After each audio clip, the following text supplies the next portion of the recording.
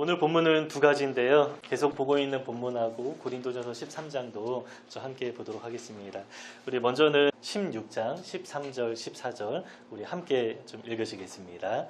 깨어 믿음에 굳게 서서 남자답게 강건하라. 너희 모든 일을 사랑으로 행하라.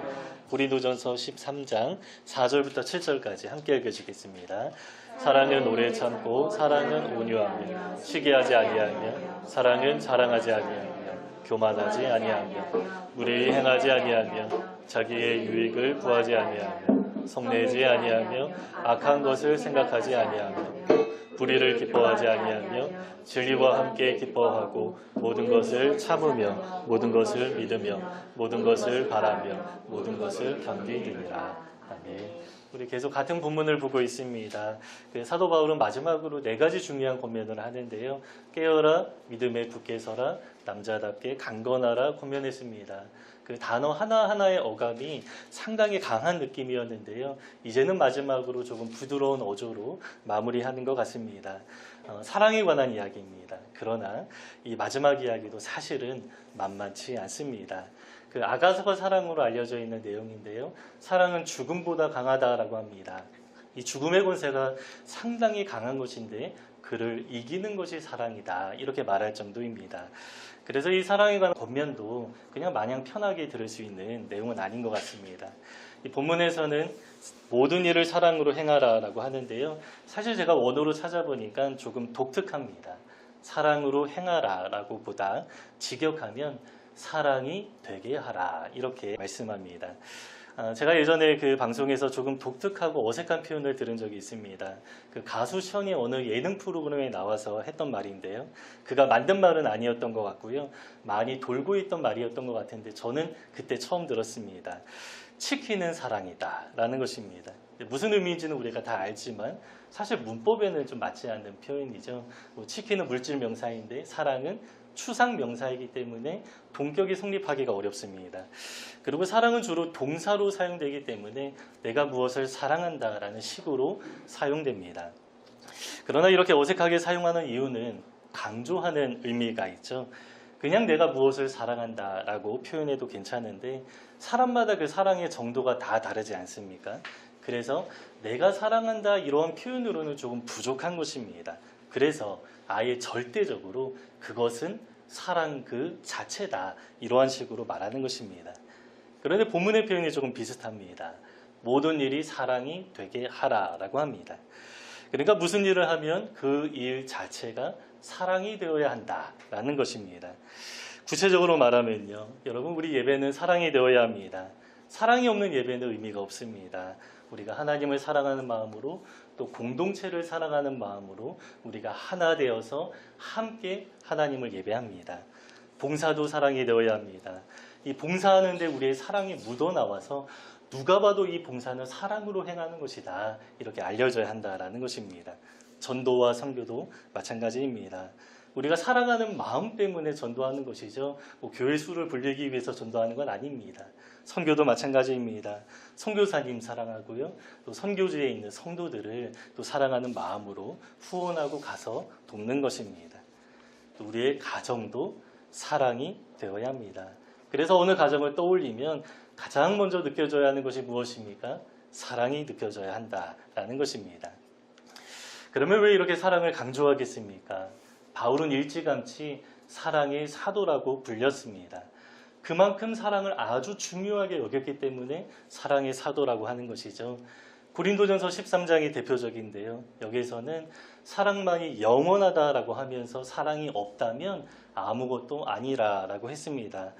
방언이나 예언같이 겉으로 드러나는 신비한 은사가 있어도 사랑이 없다면 껍데기에 불과하다 아무것도 아니다라고 했고요.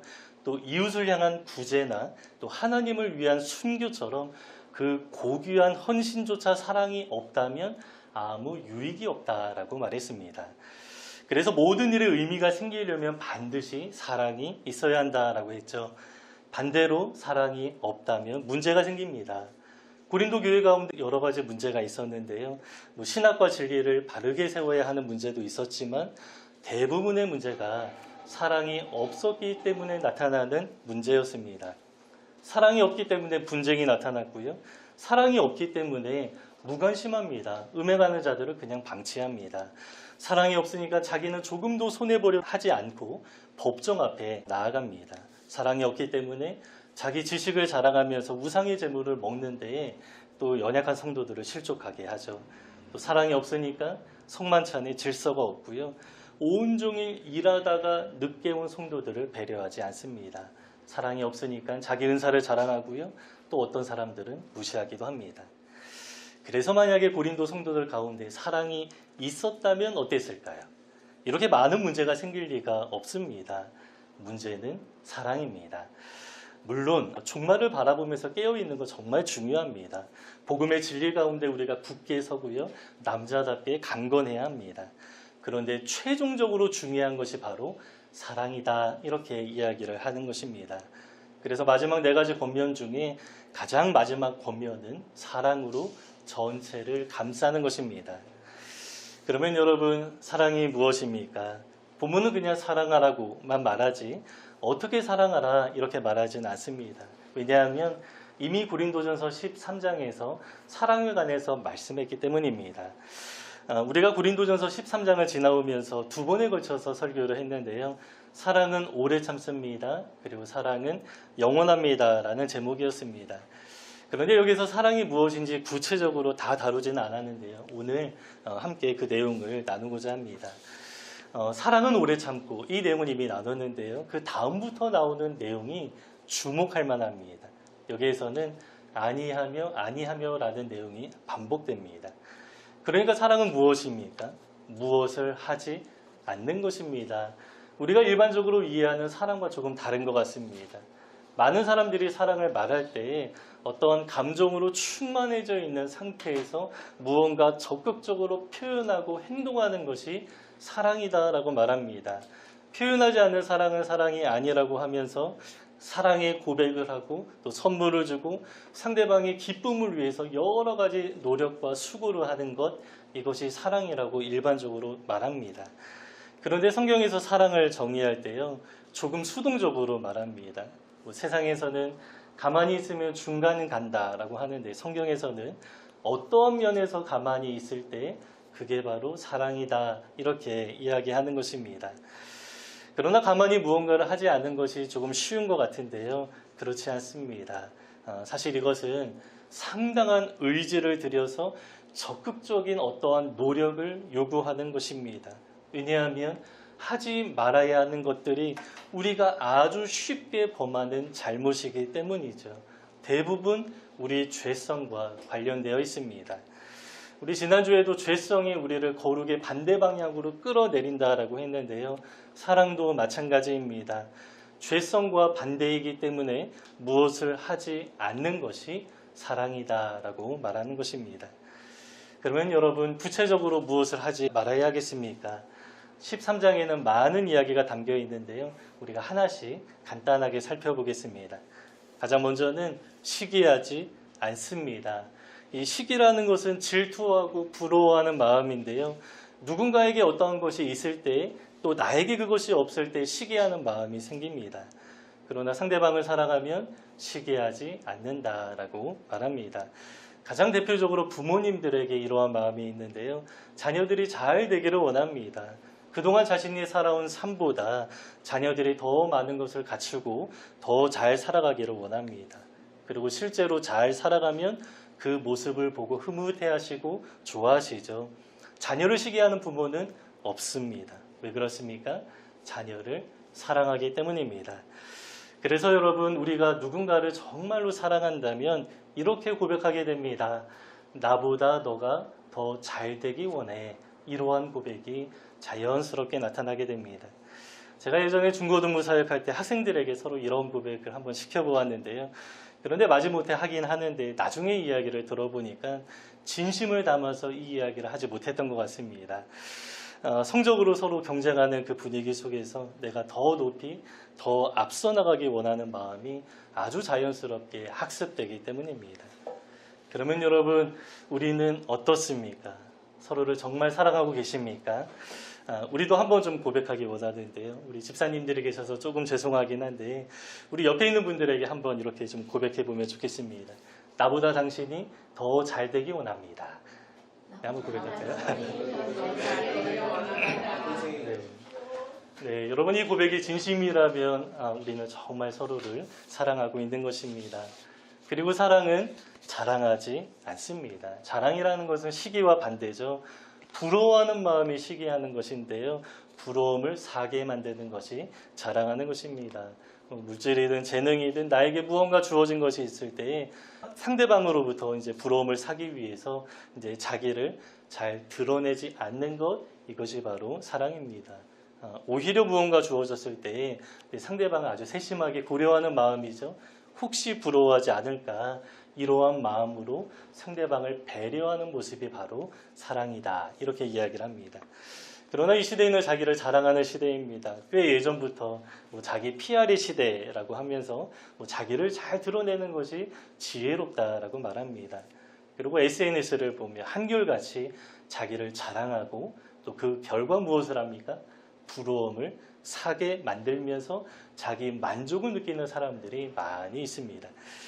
저는 예전에 페이스북을 할 때 주로 이제 유명한 사역자들의 글을 많이 읽었는데요. 한창 읽다 보니까 조금 위험한 느낌이 들었습니다. 자기 지식과 어떤 생각을 드러내는데 그냥 겸손한 태도로 사람들과 공유한다라는 느낌보다 자기를 드러내면서 자기를 돋보이게 하면서 관심받는 것을 즐기는 그런 모습들을 보았습니다. 그 증거가 자기의 생각과 다른 의견이 나올 때 상당히 치열하게 방어하고 아주 공격적인 모습이 나오는 모습이었습니다. 그래서 이런 공간이 좀 사역자들에게 조금 위험할 수도 있다, 그런 생각을 해본 적이 있습니다. 그런데 여러분, 그 자랑이라는 단어가 성경에도 나오는데요. 바울도 자기를 자랑하지 않습니까? 그러나 바울은 자기를 자랑하는데요.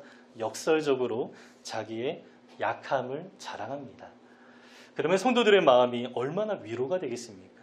나만 이렇게 어려운 것이 아니구나, 나만 겪는 고난이 아니구나 생각하게 되는 것입니다. 제가 아는 어느 목사님은 운동을 굉장히 잘하시고 원래 굉장히 건강하신 분이었는데 몇 년 전에 뇌종양으로 꽤 오래 고생하셨습니다. 그런데 그러한 시간을 겪으시면서 고백하는 것이, 내가 아픈 사람들을 더 많이 이해하게 되었고 그들에게 소망의 메시지를 전해줄 수 있다는 것이 정말 감사하다, 이러한 고백을 하셨습니다. 여러분, 이것이 바로 사랑의 마음이죠. 나를 자랑하는 것이 아니라 나의 약함을 드러내면서 서로에게 위로를 전하는 모습, 이것이 바로 사랑입니다. 그리고 사랑은 또 교만하지 않는다라고 말합니다. 이 교만이라는 것은 이제 높아지려는 마음이죠. 반대로 교만하지 않는 것은 낮아지는 것입니다. 너무 단순한 이야기입니다. 그런데 이 이야기를 우리 삶 가운데, 우리 공동체 안에서 실제로 적용하려면 많은 마음의 충돌이 일어나기도 합니다. 제가 한 가지 좀 질문해 보겠습니다. 여러분, 우리는 산돌교회 공동체 안에서 몇 번째입니까? 만약에 내가 가장 마지막이라고 생각한다면 우리는 그 마음 가운데 사랑이 있는 것입니다. 이러한 사람은 섬김에 대해서 조금도 꺼리지 않습니다. 왜냐하면 내가 가장 낮은 사람이기 때문에 자질구레한 일도 마땅히 내가 섬겨야 된다라고 생각하기 때문입니다. 바울은 이러한 면에서 정말로 사랑의 사도이죠. 왜냐하면 바울은 겸손했기 때문입니다. 그는 여러 사도 중에서 내가 가장 낮은 자다라고 말했습니다. 교회를 박해하던 사람이 변화되었기 때문에 내가 사도라 일컬음을 감당하지 못한다라고 하면서 나는 사도 중에서 마지막이다, 이렇게 고백하는 것입니다. 바울의 고백은 여기에서 그치지 않습니다. 그 에베소서 3장 8절에 보면요, 그냥 사도들과 자신을 비교하는 것이 아니라 모든 성도들 중과 비교합니다. 모든 성도 중에 지극히 작은 자보다 더 작은 나라고 고백합니다. 여러분, 어떻게 이렇게까지 고백할 수 있었겠습니까? 바울은 오직 하나님 앞에 서 있었기 때문입니다. 만약에 사람들 앞에 서 있으면서 비교의식을 가진 사람이라면 이렇게 고백할 수 없습니다. 비록 교회를 박해하긴 했지만 나중에 교회에 공헌한 것들을 생각하면 그 모든 것들을 상쇄하고도 남음이 있습니다. 다른 사도들보다 지식도 더 뛰어나고요, 더 열심히 수고하면서 섬겼습니다. 만약에 바울이 이런 관점에서 생각했다면 내가 가장 낮은 자다라고 고백할 수 없을 것입니다. 그러나 바울은 오직 하나님 앞에서 하나님의 은혜만을 주장하죠. 그 하나님의 은혜 앞에서라면 나는 정말로 할 말이 없는 사람이 되는 것입니다. 내세울 것도 없습니다. 다만 정말로 부끄러울 뿐입니다. 그래서 하나님의 은혜입니다. 은혜입니다. 나는 아무것도 아닙니다. 나는 정말로 부끄럽습니다. 이렇게 고백하는 것입니다. 바울은 이 마음을 가지고 성도들과 관계를 맺는데요. 자신을 가장 낮은 자라고 생각하기 때문에 여러 가지 수고를 다 담당합니다. 그 먼 여행길을 다니기도 하고요. 파선의 위협을 무릅쓰고도 실제로 3번 파선하는 그러한 일도 있었다라고 합니다. 심지어는 스스로 옥에 갇히고 스스로 죄인의 신분이 되어서 복음을 전하러 다니기도 합니다. 바울은 사랑하기 때문에 낮아졌고요. 사랑하기 때문에 낮아져서 그 모든 수고를 다 감당하는데 거리낌 없이 적극적으로 모든 수고를 감당합니다. 여러분, 나는 어떤 사람입니까? 우리가 하나님의 은혜만을 주장하면서 나는 아무것도 아닙니다. 그리고 나는 가장 낮은 자입니다. 라고 고백할 때 우리가 서로를 섬기는 그 섬김의 모습이 또 사랑의 수고가 우리 공동체 안에 많이 드러나게 될 것입니다. 그리고 사랑은 무례하게 행하지 않습니다. 이 무례하다라는 것은 우리가 생각하기에는 예의가 없다 이렇게 좀 이해하게 되는데 원어로 볼 때에는 부당하게 대우한다라는 의미입니다. 당시 로마 세계 안에서는 신분의 차이가 있었습니다. 그런데 여러 신분의 사람이 교회 안에 들어오게 되었습니다. 그럼에도 교회 안에서는 신분의 차이가 무색하게 되어야겠죠. 그래서 당시에는 사회적으로는 종의 신분인데 교회 안에 들어올 때는 어떻게 됩니까? 형제가 되는 일들이 많이 있었습니다. 대표적으로 빌레몬서에 나오는 오네시모가 그렇죠. 빌레몬이라는 사람의 종이었는데요. 주인의 돈을 훔치고 도망쳤다가 바울을 만나게 되어서 그가 형제가 되었습니다. 바울은 그가 내가 영적으로 낳은 아들이다라고 말할 정도로 오네시모 안에 회심의 역사가 아주 분명했던 사람입니다. 그래서 바울이 오네시모를 다시 빌레몬에게 보내면서 이렇게 말합니다. 그를 사랑받는 형제로 대하라라고 합니다. 하나님이 그를 구원하셨고요. 또 하나님이 그를 사랑받는 자녀로 받으셨기 때문에 하나님이 받으셨기 때문에 교회 공동체 안에서도 그를 형제로 받으라 이렇게 이야기를 하는 것입니다. 이것이 바로 합당하게 대우하는 것이고요. 이것이 바로 무례히 행하지 않는 것입니다. 여러분, 이처럼 우리 교회는 사랑의 공동체가 되어야 하는데요. 그 구체적인 모습 가운데 하나는 차별이 없어야 한다라는 것입니다. 세상에서는 여러 가지 이유로 사람들을 차별하고 구분을 짓습니다. 그러나 교회 안에 들어올 때는 이 모든 차이가 다 무색하게 되는 것이 바로 하나님 나라 공동체이고 그 모습이 바로 사랑의 공동체입니다. 우리 안에도 여러 가지 차이가 있지만 우리 공동체가 지금 사랑으로 하나 되는 과정 가운데 있는데 그 과정 속에 하나님이 우리를 받으신 그 마음으로 서로를 용납하고 용서하고 사랑하는 그러한 모습이 우리 안에 많이 드러나면 좋겠습니다. 그리고 사랑은 자기의 유익을 구하지 않습니다. 이것은 자기중심적이 아니라 상대방 중심으로 뭐든지 생각한다라는 것입니다. 내가 편하고 내가 안락하고 내가 즐거운 것이 목적이 아니라 상대방이 편안하고 상대방의 유익을 위해서 또 상대방의 기쁨을 위해서 내가 존재한다. 이러한 마음으로 바꾸어서 생각하는 것이 자기의 유익을 구하지 않는 것이죠. 그리고 사랑은 성내지 않습니다. 성내지 않는다라는 것은 우리가 화를 낼 수 있는 상황이 얼마든지 많이 있다라는 것인데요. 그러한 상황 속에서도 사랑이 있는 사람이라면 그 감정을 잘 통제합니다. 왜냐하면 내 감정보다 누가 더 중요합니까? 상대방이 중요하고요. 우리 공동체가 중요하기 때문에 이 감정을 하나님 앞에서 스스로 잘 통제하는 그 능력이 어디에서 생기니까? 서로를 사랑하는 마음이 있을 때 생기는 것입니다. 그러나 사탄은 자꾸 우리 감정을 충동질합니다.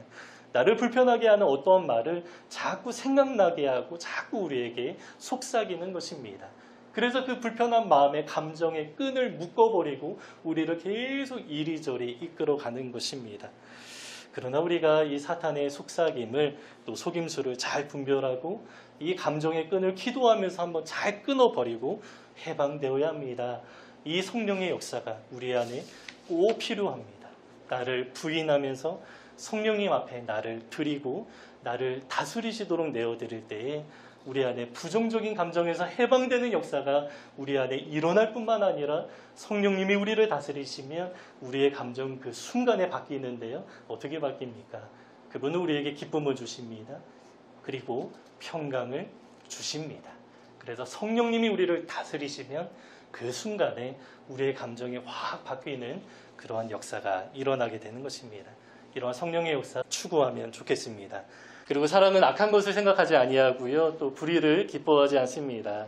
뭐 당연한 이야기 아닙니까? 그런데 우리의 마음을 가만히 생각해 보면요, 이러한 것들을 즐기는 경향이 우리 안에 있기도 합니다. 왜냐하면 우리는 죄인이기 때문입니다. 그래서 어떠한 분노를 자극하거나 두려움이나 어떠한 쾌감을 자극하는 것을 좋아하기도 합니다. 이 죄성을 충동질하는 것을 즐기는 것인데요. 뭐 영화나 여러 가지 또 매체를 통해서 그런 것들을 즐기기도 하는데, 이러한 것이 우리의 죄성이구나. 이거 하나 우리가 좀 잘 분별하고 생각하면 좋겠습니다. 그러나 사랑은요, 악한 것을 생각하지 않고 불의를 기뻐하지 않는데 반대로 진리를 추구한다. 진리와 함께 기뻐한다. 이렇게 이야기를 합니다. 이제 막바지입니다. 사랑에 관한 정의를 마무리하는 중에 있는데요. 지금까지 사랑에 관한 모든 정의는 우리의 신앙, 믿음과 상관없이 모든 사람들에게 다 적용할 수 있는 것이었습니다. 그러나 이제 사랑을 마무리하는 과정 중에 있는데 사랑과 신앙을 아주 긴밀하게 연결하고 있습니다. 그래서 진리 이야기를 하는 것이죠. 자기 감정에 따라 사랑하는 것이 아니라 사랑하되 기준이 있어야 되고 울타리가 있어야 된다라는 것입니다. 이것이 바로 세상이 말하는 사랑과 다른 것입니다. 세상에서는 자기가 기준이고 자기 감정에 충실하게 사랑하는 것을 추구합니다. 하지만 우리 성도는 사랑의 본체이신 하나님의 사랑을 받아서 그 사랑으로 사랑하는데 여기에 진리가 꼭 반드시 필요하다라는 것입니다. 사랑의 기준과 사랑의 울타리가 있어야 한다라는 것입니다. 그래서 성경이 말씀하는 사랑의 아주 중요한 모습 중 하나는 진리를 추구하는 것입니다. 다른 말로 하나님 앞에 가까이 나아가는 것입니다. 그래서 우리가 공동체 안에서 함께 하나님을 예배하고 함께 공부하고 함께 기도하는 그 모든 행위가 하나님을 향하여서 달려나가는 것인데 그것도 사랑이다, 이렇게 이야기를 하는 것입니다. 어느 분은 이러한 모습을 그 삼각형으로 이렇게 설명하는데요.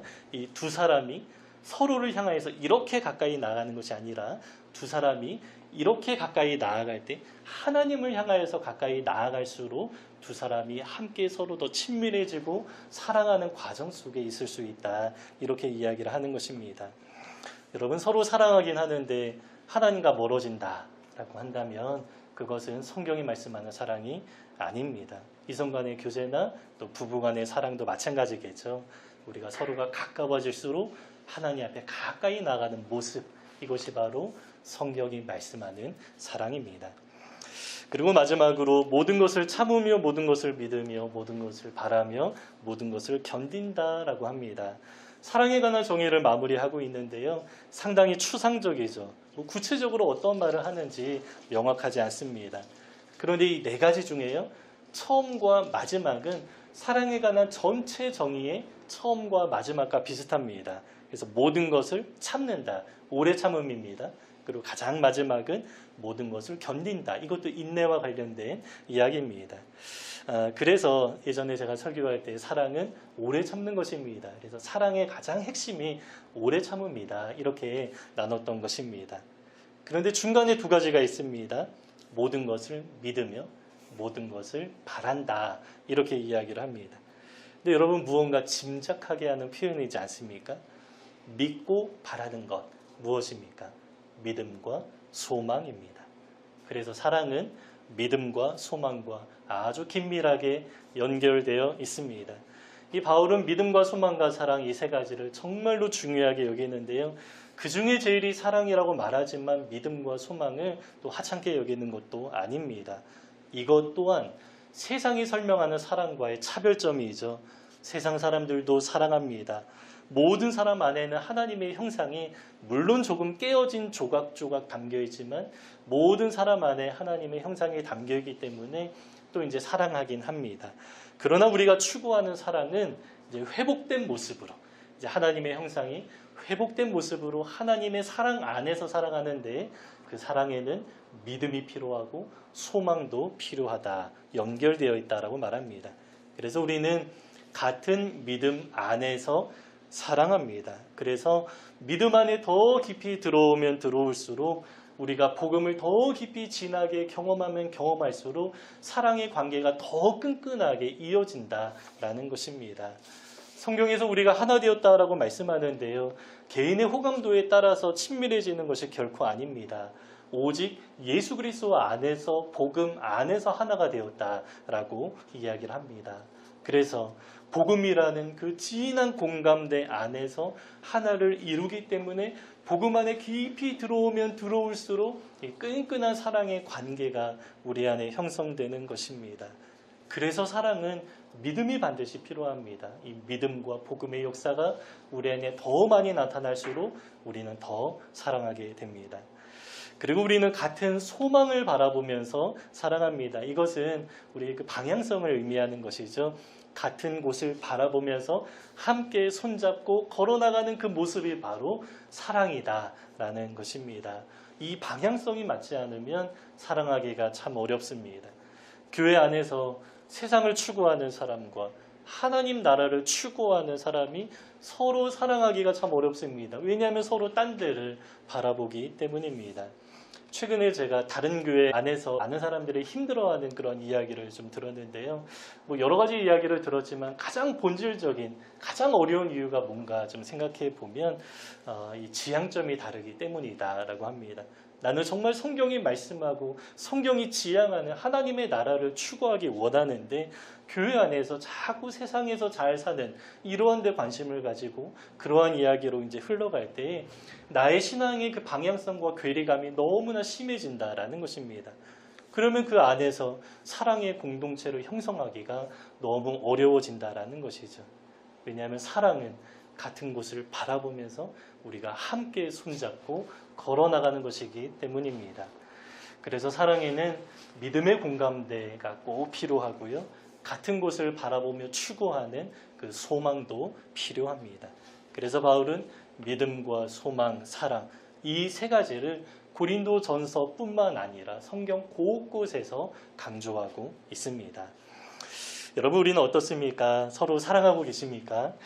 오늘은 많은 내용을 나눴는데요, 사실은 여러분 우리가 다 아는 내용이죠. 워낙에 유명한 본문이기 때문입니다.